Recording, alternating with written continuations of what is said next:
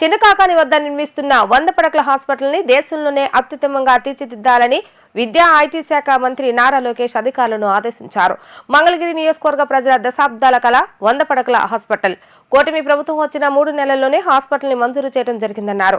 Hospital భవన నిర్మాణాన్ని త్వరితగతిన పూర్తి చేయాలని అధికారులను మంత్రి ఆదేశించారు. విద్యా ఐటీ శాఖల మంత్రి నారా లోకేష్ ప్రాతినిధ్యం వహిస్తున్న మంగళగిరి నియోజకవర్గ చిన్నకాకాని వద్ద 100 పడకల హాస్పిటల్ నిర్మాణానికి శరవేగంగా అడుగులు పడుతున్నాయి.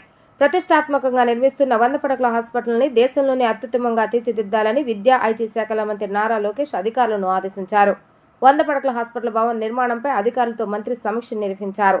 ఈ సందర్భంగా అధికారులు ప్రదర్శించిన హాస్పిటల్ భవన నమూనాను పరిశీలించారు. అధికారులకు పలు సూచనలు చేశారు. ఈ సందర్భంగా మంత్రి లోకేష్ మాట్లాడుతూ మంగళగిరి నియోజకవర్గ ప్రజల దశాబ్దాల కల 100 పడకల హాస్పిటల్ అని కూటమి ప్రభుత్వం వచ్చిన 3 నెలల్లోనే హాస్పిటల్ మంజూరు చేయడం జరిగిందన్నారు. దేశంలోనే అత్యుత్తమంగా ఉండేలా హాస్పిటల్ ని తీర్చిదిద్దాలని, హాస్పిటల్ భవన నిర్మాణాన్ని త్వరితగతిన పూర్తి చేయాలని అధికారులను మంత్రి ఆదేశించారు.